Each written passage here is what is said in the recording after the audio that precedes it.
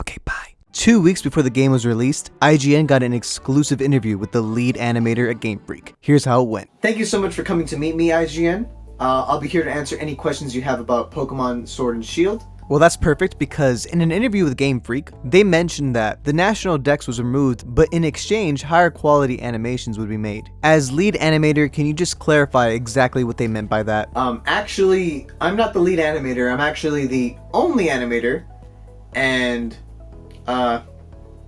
they said what exactly? Since there are fewer Pokemon, we should expect high quality animations on the ones that are available. Yeah, I don't know how we're gonna do that. I don't know why they would even say that. There's only 400 Pokemon in here. I just reused assets from Sun and Moon. I don't have a team. It's just me, my intern Tommy, and he doesn't even know how to animate. I just taught him Adobe After Effects like 2 days ago. Well, you seem to be pretty nervous. We'll just move on to a different topic. So, the new Pokemon Grookey. Why is Grookey the greatest Pokemon alive, and why should we give this game basically a perfect score? 9.3, because there's barely any water.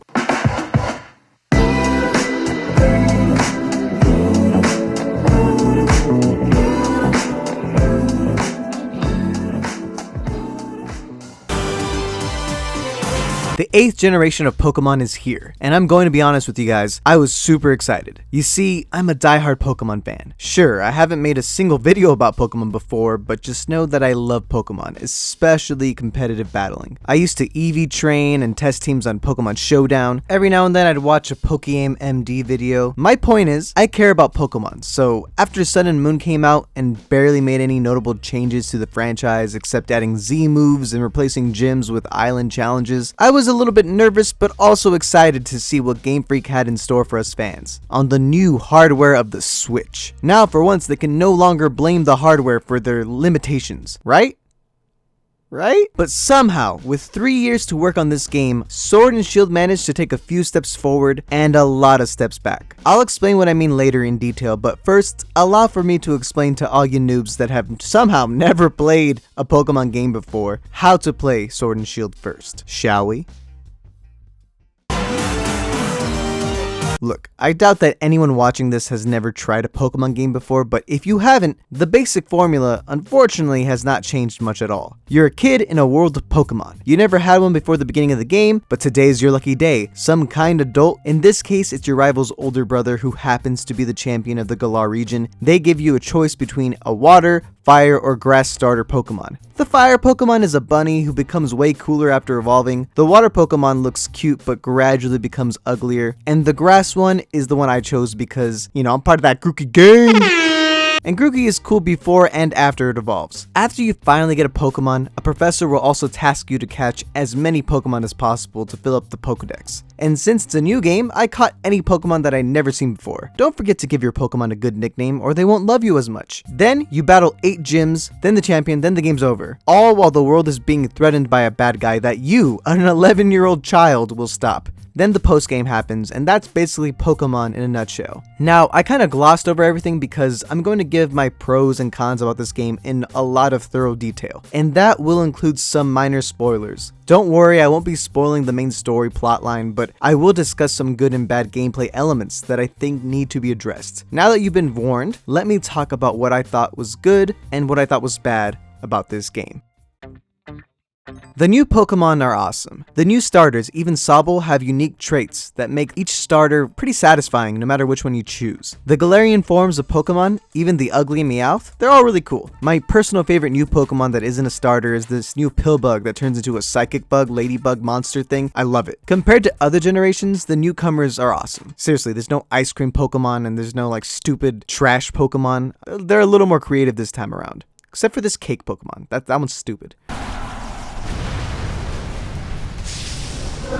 This game made the wild encounters a lot cooler. Instead of randomly being attacked by Zubats every 5 seconds or by a wild Pokemon, you can essentially avoid all of them without even using a repel. And if you want to specifically fight or catch a Pokemon, you can just walk up to that Pokemon instead of waiting for it over and over and over again. Now, there are even these extremely strong Pokemon that are outside the grass that you can completely avoid, but if you know, you got big balls of steel like your boy, you go up and fight him, and then your baby Grookey dies! No! Harambe, not again! A big plus that kind of happened in the last game is that there's no more HMs, but there's also no Poke Ride. Your bike basically does all the work, so you don't even need to know surf or have a Pokemon that can surf. Your bike rides on water now. It's pretty dumb. I love it. And you can fly without even having a flying Pokemon with these new flying taxis. You just call one. It's like an Uber, but it's like free. It's super convenient and it helps streamline the gameplay a lot. I also really like that you fight the gym leaders in these humongous stadiums with an audience and you have your own number like on your jersey. It's super fun and epic in my opinion. So I'm in my new outfit so far. Wonderful! You look sharp as a pin in that 69 there. Mwah, that really is the number for you. And the last thing, there's this new feature called camping, which is not the greatest thing in the world, but I like the idea of playing with my Pokemon, and it just seemed really cute to see them walking around, especially when they were babies. I like it. It's not the greatest. It could be improved upon.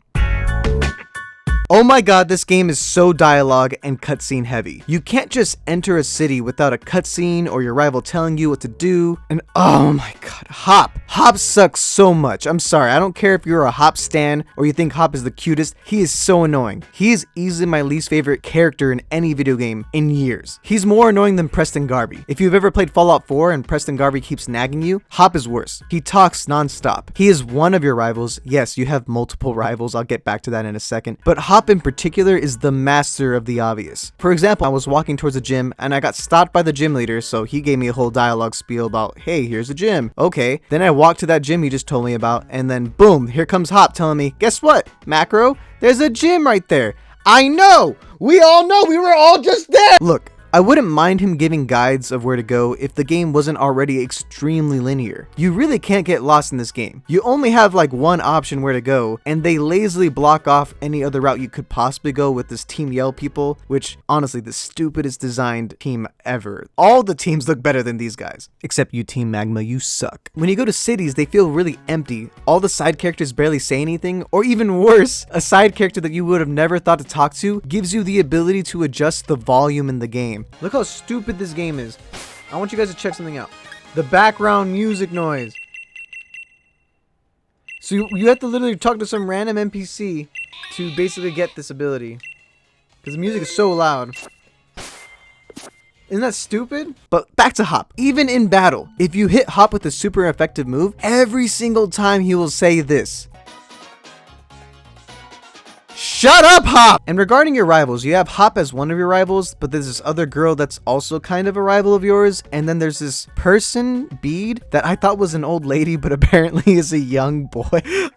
That literally looks like an old woman, right? They're not as annoying as Hop, so I can't really complain too much about them, but it is weird to have this many rivals interrupt the flow of the game throughout the game. The game also introduced a mechanic that I don't really like at all, Dynamaxing, where your Pokemon becomes humongous. But this mechanic is more broken than Mega Evolving and Z moves were combined. It's honestly ridiculous that the game got rid of those mechanics in exchange for this BS. You become stronger, the moves bring weather conditions out or stat buffs, and it lasts 3 turns. I mean, it's just enough time to destroy Hop with it, but I'm not a fan of Dynamaxing in general, and I hope Showdown and the competitive side of Pokemon bans it immediately from competitive play because it is stupid and game-breaking. I like the battles of the gym, and every single gym leader Dynamaxes their last Pokemon, so it's kind of predictable, but the thing I hated about the gyms were these stupid gym challenges. Look, I don't mind a puzzle or two and some battles in between that, but some of these gyms were just time wasters. You ever want to herd sheep? No? Well, guess what? You're gonna have to do that in the first gym. There's one where you can't fall into the ice cracks, but you have to kind of feel the vibrations. It's really annoying. There's this BS teacup spin thing that is like, what the heck, Game Freak? This is literally what you're putting all your budget towards? These stupid gym challenges? This isn't content. Now, I have to address the Dynamax-sized elephant in the room. Game Freak lied. What do I mean by this? Let me explain. Over half of the Pokemon roster is not in this game, which is fine. Maybe we'll get a Gen 4 remake that fills in that gap. But Game Freak claimed they wanted to make better animations, and that's why they cut a lot of the Pokemon out. I'm sorry, I call BS. This game's animations are bad. They're a joke. This game feels like a game that came out in 2004 for the PS2. The Pokemon come off static. The humans act robotic. The open world's graphics look mediocre for being on the same console as Smash Ultimate, Breath of the Wild, and Mario Odyssey. I know a lot of people in the comments are gonna probably say like, animation takes a lot of effort, and I understand that, but we gotta stop making excuses for Game Freak. They have the highest grossing franchise of all time. They have an extremely big budget, so why couldn't this game look like other games that came out in 2019?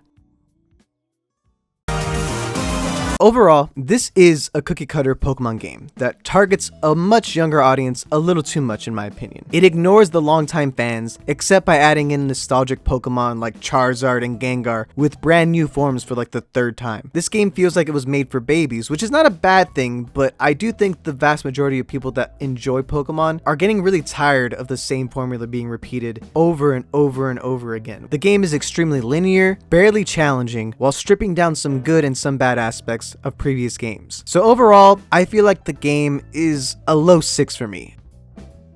But what do you guys think? Do you think I'm judging it too harshly? Do you think that the game is just made for babies and I should just stop playing it? Or did you really like this game? If so, let me know why in the comments down below. Also, let me know which starter you chose and if you're part of Grookey Gang or not, you know. Where my Grookey Gang at? Now I gotta go beat the post game real quick and, you know, catch the legendary mons and whatnot. So, I'll catch you later, ya noob.